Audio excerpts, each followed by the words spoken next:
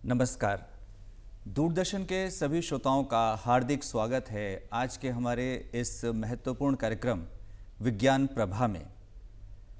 हमारा आज का विषय है ऊर्जा के वैकल्पिक स्रोत और रसायन विज्ञान। दर्शकों, आप सभी जानते हैं कि ऊर्जा हमारे जीवन की रीढ़ है। चाहे हम रसोई घर की बात करें, उसमें चूल्हे की बात करें, हम खेतों में पंप की बात करें या विज्ञान और तकनीकी के क्षेत्र में मशीनों की बात करें, इन सब का आधार कहीं ना कहीं ऊर्जा है।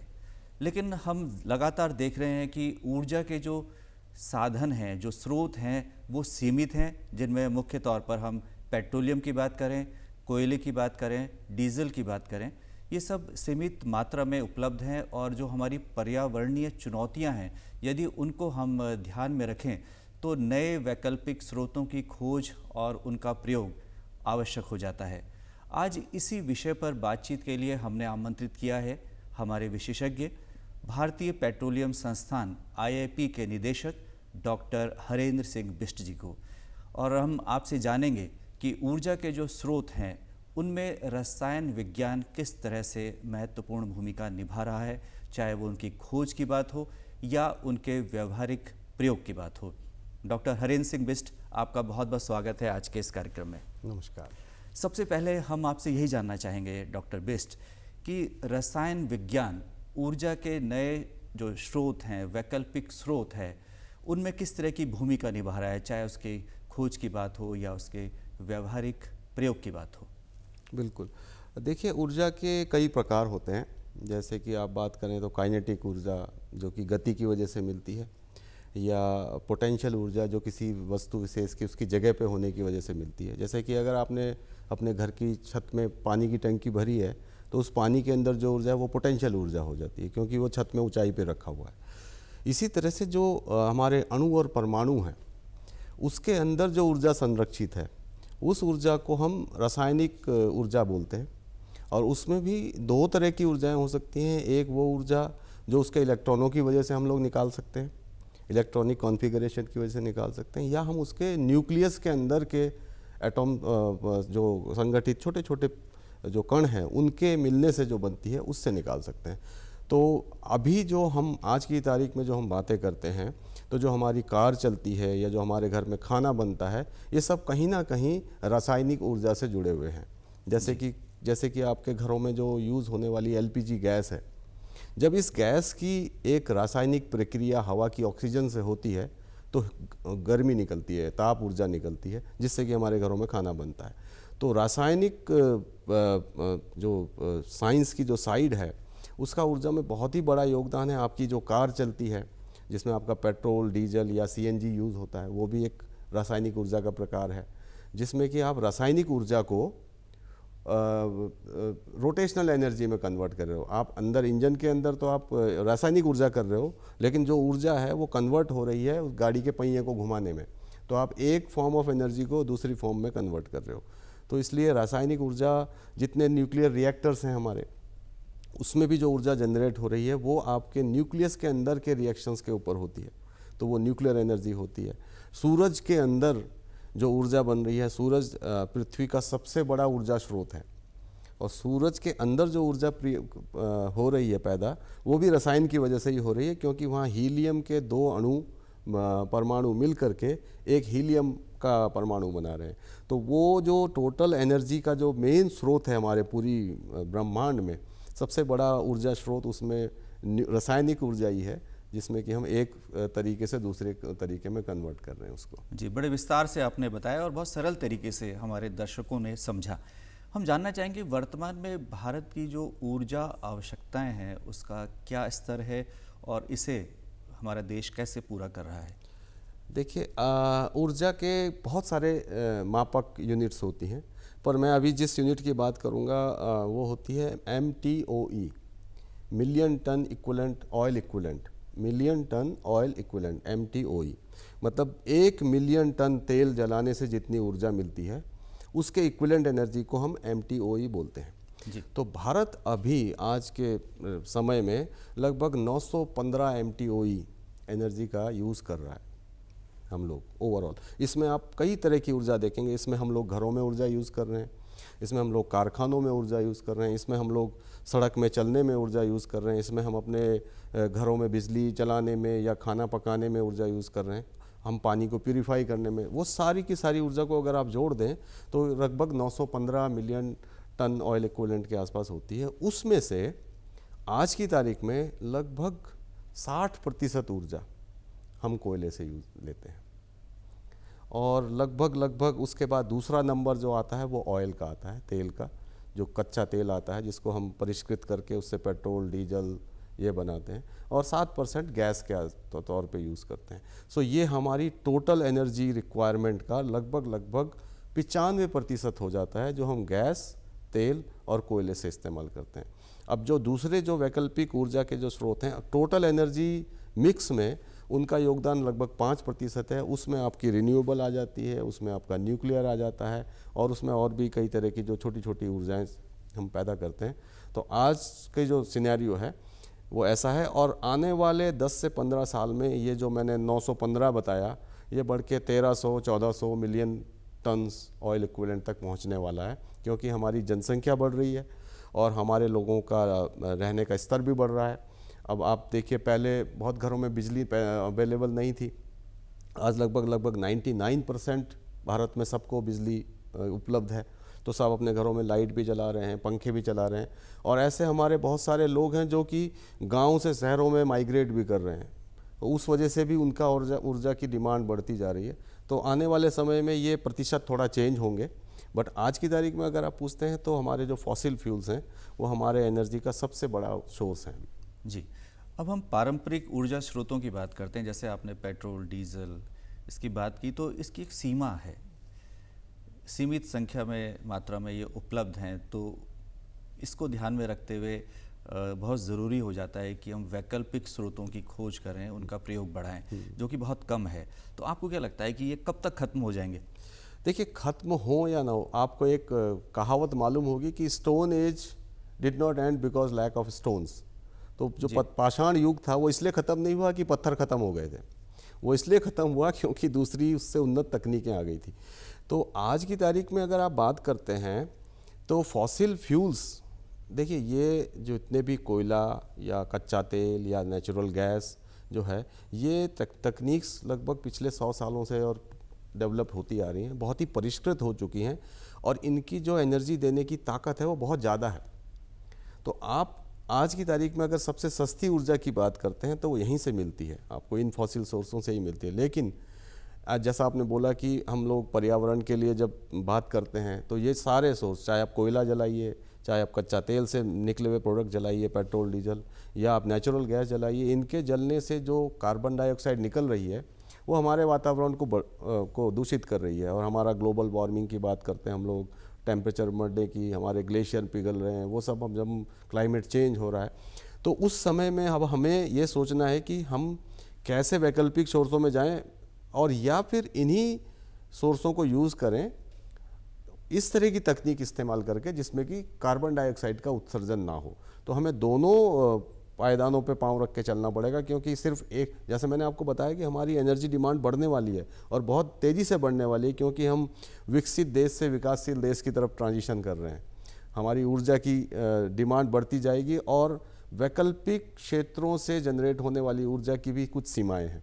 तो हमें एक बैलेंस बनाना पड़ेगा दोनों में। तो मैं ये कहूँगा कि अभी आने वाले एटलीस्ट 3 या 4 दशक तक हमें इन फॉसिल सोर्सेस को हम कम्प्लीटली हटा नहीं सकते। हाँ, हम ऐसी तकनीक लाएंगे कि इससे उत्सर्जन होने वाली कार्बन डाइऑक्साइड को कैसे कम करें। जी, तो आज जब हम ऊर्जा आवश्यकताओं की बात कर रहे हैं, उसकी मांग की बात कर रहे हैं, जैसे आपने बताया कि खपत बढ़ने वाली है, तो कौन से ऐसे ऊर्जा के जो स्रोत हैं जो बहुत ही व्यवहारिक हैं, वैकल्पिक ऊर्जा के स्रोत जिनका प्रयोग किया जाना चाहिए? आज की तारीख में जो रिन्यूएबल एनर्जीज़ के जो सबसे बड़े 2 सोर्स हैं वो हैं सोलर एनर्जी और विंड एनर्जी। सूर्य से प्राप्त होने वाली जो हम बिजली बनाते हैं वो, और दूसरा है हवा से चलने वाले पंखे जिनसे हम बिजली बनाते हैं। इन दोनों का अगर आप सिर्फ डे टाइम पावर जनरेशन की बात करते हैं तो ये बहुत अच्छा, सोलर एनर्जी बहुत अच्छी है, कोयले वाली बिजली के ऑलमोस्ट इक्विवेलेंट आ चुकी है। लेकिन अगर आप राउंड द क्लॉक पावर की बात करते हैं क्योंकि सूरज आपको सिर्फ 6 घंटे बिजली देगा और बाकी के जो आपके जो 18 घंटे हैं वो घंटे की बिजली भी अगर आप उस 6 घंटे में ही बनाना चाहते हैं तो आप बनाने के लिए भी ज़्यादा बड़ा सोलर पैनल चाहिए और उस 16 घंटे की बिजली को स्टोर करने के लिए आपको एनर्जी स्टोरेज डिवाइस चाहिए, जैसे बैटरीज चाहिए या कोई आप पानी को मोटर चला के किसी हाई स्टेशन में रखेंगे फिर बाकी टाइम में उससे कुछ एनर्जी लेंगे। तो आपको एक बैलेंस बनाना पड़ता है कि आपको 6 घंटे तो पावर मिलेगी पर आपको 24 घंटे इस्तेमाल करनी है, तो वो 24 घंटे का एक साइकिल बनाना पड़ता है। इस दौरान उसकी कीमत बढ़ जाती है, तब वो नॉर्मल फॉसिल एनर्जी से महंगा हो जाता है। लेकिन अगर आप सिर्फ दिन के समय की बात करें तो सोलर एनर्जी सबसे ज़्यादा उपयुक्त एनर्जी है जिसमें कोई प्रदूषण नहीं होता है जब आप उसका इस्तेमाल करते हैं। जब सोलर पैनल्स को बनाया जाता है वहाँ पे CO2 का उत्सर्जन होता है। जी, अब हम बायोफ्यूल्स की बात करते हैं जिसे जैव ईंधन भी कहते हैं, और आपके संस्थान में काफ़ी शोध इस पर हुआ है और काफ़ी चर्चा में रहा है आपका संस्थान। तो थोड़ा बताएं हमारे दर्शकों को कि किस तरह से जैव ईंधन तैयार किया जाता है और ये किस तरह से उपयोगी है और इसका भविष्य क्या है।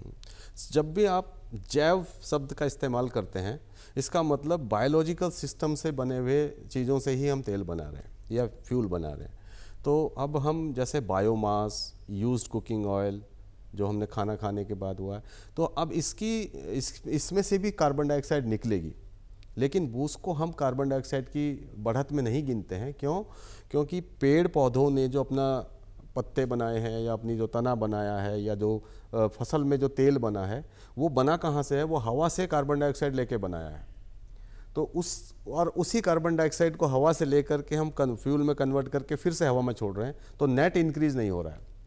तो जो आप एक है कि आपने ज़मीन के नीचे जो प्रकृति ने करोड़ों साल पहले दबा दिया था कार्बन, उसे निकाल के जलाएंगे तो आप ऐड कर रहे हैं एटमॉस्फेयर में CO2।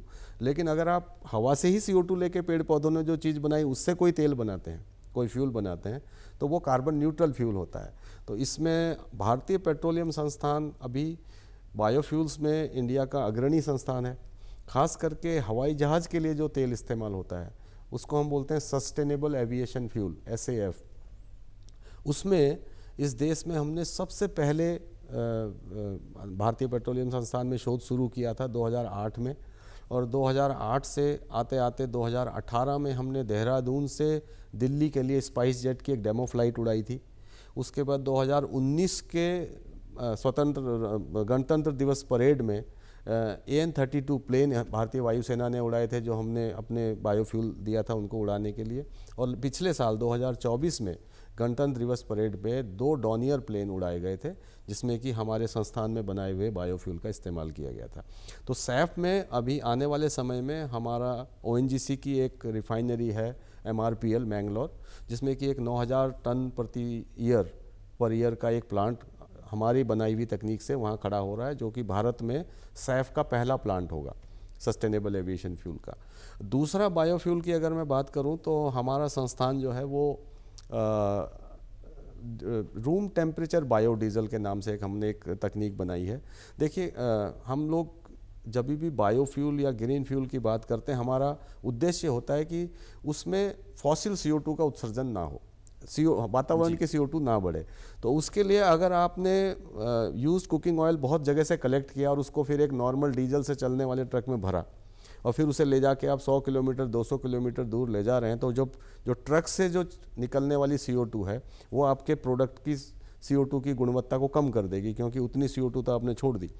तो उसके लिए हम क्या कर रहे हैं, हम एक डिस्ट्रीब्यूटेड अप्रोच फॉलो कर रहे हैं। छोटे छोटे यूनिट्स हो, एक गांव में जितना भी तेल कलेक्ट हो वो वहीं पे प्रोसेस हो जाए, कहीं उसे दूर ले जाना ना पड़े, और उसका जो बना हुआ बायोडीजल है वो गांव के पंपों में, उनके मशीनों में इस्तेमाल हो जाए। तो उसमें क्या होगा कि जो ले जाने का जो CO2 उत्सर्जन है वो ख़त्म हो जाएगा। तो इसको हम एक नाम दिया हमने गांव-गांव में बायोडीजल। और अभी इस मानसून सत्र में हम संसद भवन में दिल्ली में इसका एक प्रदर्शन करने वाले हैं। सारे हमारे जो माननीय संसद सदस्य हैं उनके सामने हम इसका एक उनको दिखाएंगे कि ये किस तरह से जो संसद भवन के अंदर जो यूज्ड कुकिंग ऑयल निकलेगा उसी से हम उसको चला के उनको दिखाएंगे और वहाँ बायोडीजल बनाएंगे। तो बायोफ्यूल्स में भारतीय पेट्रोलियम संस्थान बहुत अग्रणी रूप से अपना रोल अदा कर रहा है। इसके अलावा बायोफ्यूल का एक तीसरा पहलू है कि बायोगैस। अभी भारत सरकार ने बहुत अच्छी सतत स्कीम निकाली हुई है, जिसमें हम लोग भारत में हम लोग एक्सपेक्ट कर रहे हैं कि करीब 15 मिलियन टन बायोगैस पैदा होगी हमारे यहाँ पे अवेलेबल बायोमास से। तो उस गैस को आज की तारीख में अगर आप डायरेक्टली उस रॉ बायोगैस को अगर आप यूज़ करना चाहते हैं तो आप उसे पाइप नेटवर्क गैस में नहीं डाल सकते, क्योंकि जो IOCL BPCL की जो पाइपलाइंस है उसके अंदर जो नेचुरल गैस है वो 97% प्योर है, और जो बायोगैस आपने बनाई है वो 55% प्योरिटी की गैस है। तो आप सीधे ये कम प्योरिटी वाली गैस उस सिस्टम में नहीं डाल सकते। तो इसको वहाँ डालने के लायक बनाने के लिए पहले आपको उसको प्यूरीफाई करके उस लेवल पे लाना पड़ेगा। तो उसको प्योर करने की टेक्नोलॉजी हमने बनाई है, जो कि अभी फ़िलहाल लुधियाना में एक डेयरी फार्म है, हमने वहाँ एक प्लांट लगाया हुआ है। रुद्रपुर में एक प्लांट लगने वाला है आने वाले समय में। इसके अलावा हमारे 2 और प्लांट नासिक में और 1-2 जगह और आने वाले हैं, जहाँ पर हम टेक्नोलॉजी लोगों को दे रहे हैं कि आप रॉ बायोगैस लीजिए और हमारे प्रोसेस में डाल करके उससे 97% pure PNG and CNG quality, जो आप घरों में चूल्हों में भी जला सकते हैं, या इसके अलावा आप CNG लेके अपनी कार में भी चला सकते हैं। उस तरह का बायोफ्यूल के एरिया में ये हमारे संस्थान की योगदान है।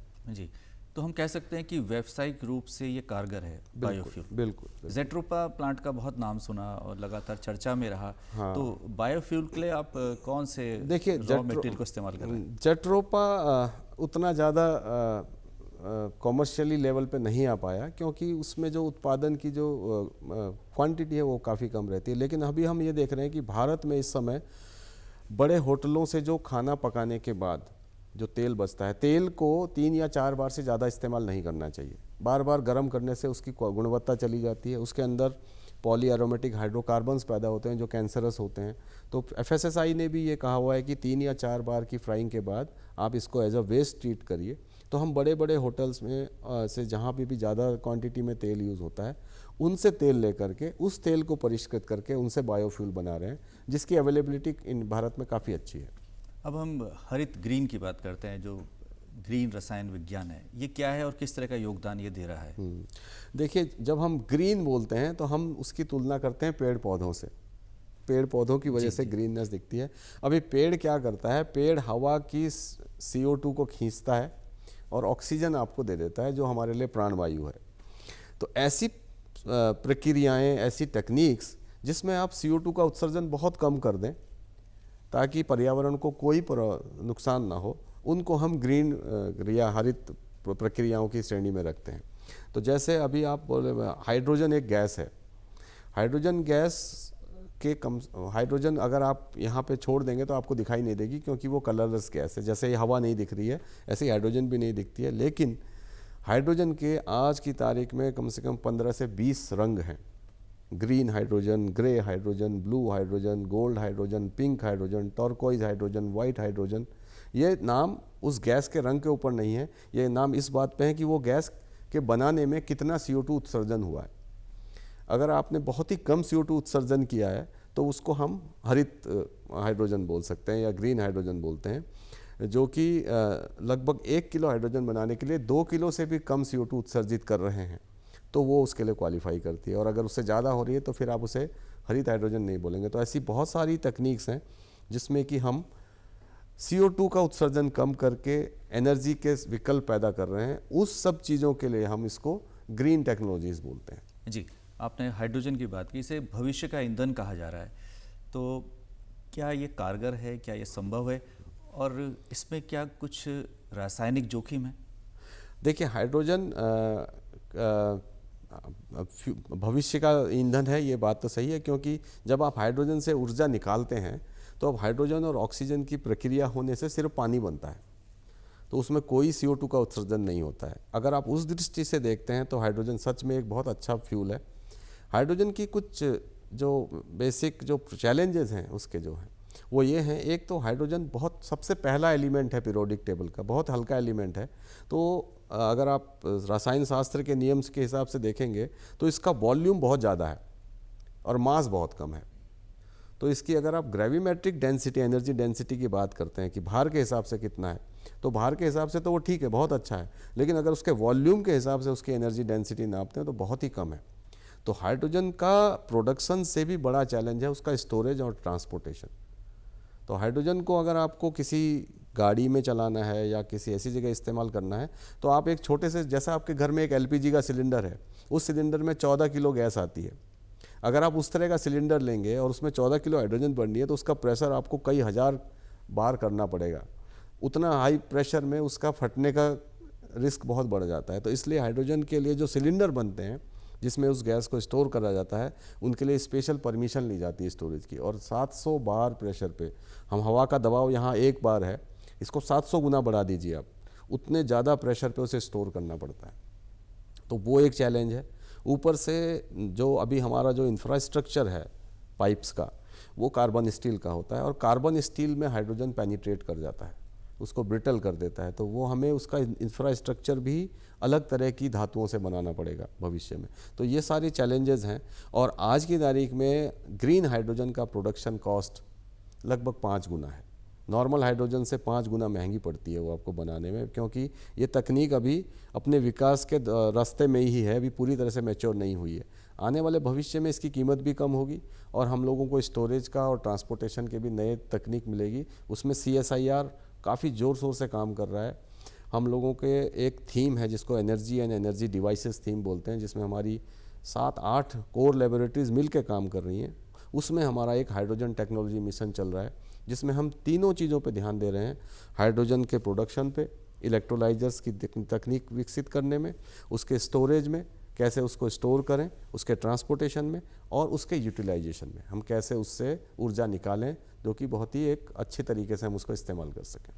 अब बात करते हैं जलवायु परिवर्तन और ऊर्जा उत्पादन, इन दोनों में संतुलन कैसे कायम रखा जा सकता है? ये दार्शनिक प्रश्न है आपका। देखिए, सबसे पहला इसका सॉल्यूशन क्या है कि मैं, तकनीकों को हम भूल जाएं, मैं as a citizen of India और इस पृथ्वी पर रहने वाले एक ह्यूमन आदमी की तरह से कैसे अपनी एनर्जी रिक्वायरमेंट्स को कम कर सकता हूँ। जब तक हम खुद को नहीं बदलेंगे, आज आप देखिए हम लोग इतने कम अपने शरीर की ऊर्जा का इस्तेमाल कर रहे हैं। हम लोग वैकल्पिक ऊर्जा और दूसरी ऊर्जाओं पे इतने निर्भर हो चुके हैं कि अपने घर से 2 किलोमीटर 1 किलोमीटर भी पैदल चलने को हम तैयार नहीं हैं। उसके लिए भी हम मोटरसाइकिल या कार का इस्तेमाल करना चाहते हैं। तो कुछ जगहों पे तो हमें अपने आप को सुधारना पड़ेगा। ये तो मेरा दार्शनिक वाला जवाब हो गया। लेकिन इसके अलावा जो अगर मैं आपको ये बताऊं कि बिहेवियरल चेंजेस तो लाने ही पड़ेंगे हमें अपने, जिस तरह से हमारी जनसंख्या बढ़ रही है, जिस तरह से हमारी एनर्जी की डिमांड बढ़ रही है, कोई भी तकनीक 100% इसका समाधान नहीं कर पाएगी। बट हमें कैसे हम ज़्यादा जागरूक बने, हमारी जनता कैसे ज़्यादा जागरूक बने। जैसे मैं आपको कुछ सिंपल एग्जांपल देता हूँ कि अगर आपके घर में धूप आ रही है तो आप अपनी खिड़कियों के पर्दे हटा के लाइट बंद करके भी काम कर सकते हैं। तो आप एक बल्ब का इस्तेमाल कम कर सकते हैं। इसके अलावा अगर आप अपने फ्रिज से कुछ सामान पकाने के लिए ले जा रहे हैं तो उसको निकाल के 2 घंटा बाहर एम्बिएंट रूम टेम्परेचर में रख सकते हैं, ताकि वो माइनस से थोड़ा गर्म हो जाए। तो जब आप उसे चूल्हे में रखेंगे तो उसकी ऊर्जा का यूज़ कम करना पड़ेगा। तो ये सब तो व्यवहारिक तरीके से हमें करना पड़ेगा। और तकनीक डेवलप करने के लिए भारत के सारी यूनिवर्सिटीज़, हमारे IITs, हमारे आइसर्स और CSIR एज अ होल, हम लोग पूरे ज़ोर शोर से लगे हुए हैं कि हम कैसे ऊर्जा के अच्छे विकल्प पैदा कर पाएँ, जिससे कि दूसरा क्या है, फॉसिल फ्यूल्स के मामले में एक और हमारी बड़ी समस्या है कि क्रूड ऑयल का उत्पादन भारत में नहीं होता है। हम लोग 268 million metric ton, 260 million metric ton तेल हर साल बहिष्कृत करते हैं। उसका 85% हम लोग बाहर से मंगाते हैं। तो हमारे बहुत बड़ा फॉरेन एक्सचेंज उसको आयात करने में चला जाता है। तो उसके अलावा जैसे बायोमास, हम लोग, मेरे एक मित्र हैं उनसे मैं बात कर रहा था तो उन्होंने कहा कि भारत जो है बायोमास के मामले में सऊदी अरेबिया है। जैसे सऊदी अरेबिया में क्रूड ऑयल का भंडार भरा पड़ा है, भारत में बायोमास का भंडार भरा पड़ा है। हमें उसको कैसे यूज़ कर लाएं, एनर्जी वैकल्पिक ऊर्जा के क्षेत्र में कैसे उसका इस्तेमाल करें, उस दिशा में हम लोग काफ़ी काम कर रहे हैं अभी। जी, अब बात करते हैं बैटरी टेक्नोलॉजी की। जब हम बैटरियों की बात कर रहे हैं तो उसमें जो रासायनिक विज्ञान है, रासायनिक प्रक्रियाएं उसमें होती हैं, और ख़ास तौर से लगातार हम इलेक्ट्रिक व्हीकल्स का प्रयोग बढ़ता हुआ देख रहे हैं हम अपने देश में। इस बारे में थोड़ा हमारे दर्शकों को बताएं। बिल्कुल, EV मतलब बैटरी जो है वो केमिकल एनर्जी को या इलेक्ट्रिकल एनर्जी को स्टोर करने का एक तरीका है, जहाँ पे आप बिजली को इलेक्ट्रिक एनर्जी को केमिकल एनर्जी में स्टोर करके रखते हैं और बाद में जब ज़रूरत होती है वापस उससे इलेक्ट्रिक एनर्जी बनाते हैं। तो इसमें सबसे बड़ा चैलेंज आता है, आपने देखा होगा कि हम सभी लोगों ने जो पुरानी कारें यूज़ करते हैं उसमें एक छोटी बैटरी होती है अंदर, जो कि लेड एसिड बैटरी होती है। उस लेड एसिड बैटरी की अगर आप एनर्जी डेंसिटी की बात करें तो लगभग 50 वाट पर केजी, 1 किलो में 50 वाट, उससे भी कम एनर्जी आप उसको ले पाते हैं। लेकिन अगर आपको पूरी कार ही वो बैटरी सिर्फ आपकी गाड़ी को स्टार्ट करने का और हॉर्न और लाइट जलाने का काम करती है। लेकिन अगर आपको पूरी गाड़ी ही बैटरी से चलानी है तो लेड एसिड बैटरी बहुत भारी हो जाएगी, वो आपकी गाड़ी को चलाने नहीं देगी। उसके लिए एक दूसरी बैटरी टेक्निक आई जिसको बोलते हैं लिथियम आयन बैटरीज। तो बैटरी इलेक्ट्रिक व्हीकल्स के अंदर एक नई बैटरी टेक्नोलॉजी, नई तो नहीं है, 1990 में आई थी पहले और मोबाइल फ़ोन्स में यूज़ हो रही थी, लैपटॉप में यूज़ हो रही थी। अब वो बैटरी टेक्निक जो है आपकी इलेक्ट्रिक व्हीकल्स में भी आ गई है। तो उसको बनाने में जो CO2 निकल रही है, प्लस आप इलेक्ट्रिक व्हीकल को कौन सी बिजली से चार्ज कर रहे हैं, अगर आप उसे कोयले वाली बनी बिजली से ही चार्ज कर रहे हैं तो फिर आपका CO2 उत्सर्जन कम नहीं हो रहा है। तो वो भी देखना है कि हम रिन्यूएबल एनर्जी इलेक्ट्रिसिटी भी यूज़ करें उसे चार्ज करने के लिए, तो तब ये आएगी। और भारत में आज की तारीख में लगभग 31 या 32 करोड़ वाहन चल रहे हैं। उसमें से मेजॉरिटी ऑफ वाहन आर 2 व्हीलर्स, लेकिन इतनी बड़ी संख्या में हमारे यहाँ कारें हैं और अभी इसको पूरी तरह से स्विच करने में काफ़ी समय लगने वाला है। तो अभी धीरे धीरे करके लोग जागरूक हो रहे हैं और ख़ास करके जो दुपहिया वाहन वाले जो ओनर हैं वो ज़्यादा इसको स्विच कर रहे हैं, क्योंकि 4 पहिए वाली गाड़ियों में अभी भी एक चार्ज में 200 से 250 किलोमीटर चलेगी, फिर वहाँ चार्जर मिलेगा नहीं मिलेगा, उस तरह की रेंज एंजाइटी होती है। तो वो अभी धीरे धीरे जब रेंज बढ़ेगी, टेक्नोलॉजी इंप्रूव होगी तो आएगा। दोपहिया वाहन में इलेक्ट्रिक व्हीकल की पेनिट्रेशन अब काफ़ी होने लगा है। जी डॉक्टर बिष्ट, अब जानना चाहेंगे कि उत्तराखंड जैसे राज्य में ऊर्जा के कौन से स्रोत हैं जो ज़्यादा व्यवहारिक हो सकते हैं? देखिए, ऊर्जा उत्तराखंड में हाइड्रो पावर हम लोग बहुत अच्छे से इस्तेमाल ऑलरेडी कर रहे हैं। आपने टिहरी डैम भी देखा और भी हमारे पास कई सारे डैम्स हैं। बहुत बड़े डैम्स अभी शायद बनाने का वक्त नहीं है, लेकिन हम लोग छोटे छोटे डैम्स बनाए जा सकते हैं जिससे कि आपको डिस्ट्रीब्यूटेड हाइड्रो इलेक्ट्रिसिटी मिले। उसके अलावा आपको ये जान के बड़ा अच्छा लगेगा कि पहाड़ी रीजन्स में, खास करके जैसे चंपावत है, चंपावत में हमारा एक प्रोजेक्ट चल रहा है जिसमें कि माननीय चीफ मुख्यमंत्री जी हैं और यूकॉस्ट भी हमारे साथ में मिलके काम कर रहा है। उसमें हम लोगों ने वहाँ का जितना भी पिरूल गिरता है जिसकी वजह से जंगलों में आग लगती है, उसको एज ईंधन यूज़ कर रहे हैं हम लोग। तो उत्तराखंड में अच्छा खासा पोटेंशियल है पिरूल कलेक्शन का। हम चाहते हैं कि ये अभी एक तो हमने एक सैंपल प्रोजेक्ट करके एक गांव में लगाया है जहां की महिलाएं काफ़ी उससे उनका आमदनी भी हो रही है और जंगल की आग से भी बच रहे हैं। इस तरह से उत्तराखंड के उन सभी ज़िलों में, उन सभी गाँव में जहाँ पिरूल अवेलेबल है, हम चाहते हैं कि ये एक वैकल्पिक ऊर्जा का स्रोत बने जिससे कि हम इसको यूज़ कर सकें। सोलर एनर्जी का इस्तेमाल भी हम कर सकते हैं, जिसमें कि रूफटॉप सोलर लगा के अभी प्रधानमंत्री जी ने बहुत बड़ा एक अभियान चलाया है कि हम लोग करोड़ घरों में सोलर रूफटॉप लगाएंगे। तो उसमें उत्तराखंड में भी सोलर अच्छी खासी धूप मिलती है हम लोगों को, तो उसको भी हम इस्तेमाल कर सकते हैं। तो ये कुछ एनर्जी स्रोत हैं जो कि हमारे लिए बड़े रेलेवेंट हैं। बट बायोमास रिलेटेड पिरूल हो या और भी इस तरह के जो बायोमास हैं, उनका इस्तेमाल करके अगर हम अपनी एनर्जी की ज़रूरतों को पूरा करेंगे तो ये हमारे पर्यावरण के लिए भी अच्छा होगा और इससे हम दूसरी परेशानियों से भी बचेंगे, जैसे जंगल की आग होती है। जी डॉक्टर बिष्ट, कुछ छात्र छात्राएं भी इस समय इस कार्यक्रम को देख रहे हैं, तो उनके लिए क्या सुझाव आपके हैं कि यदि वो रसायन और ऊर्जा के क्षेत्र में करियर बनाना चाहते हैं तो किस दिशा में वो आगे बढ़ सकते हैं? बिल्कुल, आपने जैसे रसायन कहा, तो जो भी बच्चे केमिस्ट्री में मास्टर्स करते हैं तो उसके बाद वो लोग PhD के लिए जा सकते हैं, शोध कर सकते हैं। उसमें हम अगर वो UGC और नेट क्वालिफाइड होते हैं तो हमारे संस्था CSIR में भी उन लोगों को अपॉर्चुनिटी मिलती है PhD शोध करने के लिए। इसके अलावा अगर वो M.Tech केमिकल इंजीनियरिंग करते हैं तो डायरेक्ट हमारे यहाँ जब भी वैज्ञानिकों की भर्ती होती है उसमें भी वो लोग अप्लाई कर सकते हैं। M.Tech प्लस PhD इस तरह के हम लोग बीच बीच में निकालते रहते हैं, जिसमें कि हमारे यहाँ पे लोग आके परमानेंट जॉब के लिए भी अप्लाई कर सकते हैं। और जो लोकल लोग हैं, हम लोगों को कई बार प्रोजेक्ट, किसी पर्टिकुलर प्रोजेक्ट के लिए भी ज़रूरत पड़ती है, तो उसमें भी लोग आते हैं जो हमारे यहाँ 1 साल 2 साल के प्रोजेक्ट में जुड़ते हैं हमारे साथ में, उनको भी सीखने को मिलता है, उनकी थोड़ी आय भी बढ़ती है और हम लोगों को भी एक वर्किंग हैंड मिलता है। तो बहुत बड़ा विस्तार है इस क्षेत्र का, एनर्जी क्षेत्र का, और ख़ास करके रसायन विज्ञान का एनर्जी क्षेत्र में इस्तेमाल का बहुत सारे विकल्प खुले हैं बच्चों के लिए। और अगर वो मेहनत करें और अच्छे से काम करें तो इसमें कोई सीमा नहीं है तरक्की की, they can go to any height. जी, तो डॉक्टर हरेंद्र सिंह बिष्ट, आपका बहुत बहुत धन्यवाद कि आप इस कार्यक्रम में आए और आपने ऊर्जा के विभिन्न जो विकल्प हैं उनमें क्या संभावनाएं और कैसे हम इसका प्रयोग अपने पर्यावरण को सुधारने में, उसको सुरक्षित रखने में कर सकते हैं। आपका बहुत बहुत धन्यवाद। बहुत बहुत धन्यवाद। तो दर्शकों, आपने जाना कि रसायन विज्ञान किस तरह से व्यवहारिक रूप से ऊर्जा के जो वैकल्पिक स्रोत हैं उनकी खोज, उनके प्रयोग में अपनी भूमिका निभा रहा है। और आने वाला समय चिंता का तो है, क्योंकि ऊर्जा की खपत लगातार बढ़ रही है, लेकिन हम सुनिश्चित कर पाएंगे अपने विज्ञान के माध्यम से कि हम ऊर्जा के वैकल्पिक स्रोतों का अधिक से अधिक प्रयोग करें और अपना एक संयमित जीवन व्यतीत करें, जिसमें आम व्यक्ति की भूमिका हो सकती है कि हम ऊर्जा की खपत को किस तरह से कम कर सकते हैं। इस संदेश के साथ कि हम जीवन को अपनाएं, अगले अंक में किसी नए विषय के साथ हम उपस्थित होंगे। आपका बहुत बहुत धन्यवाद। नमस्कार।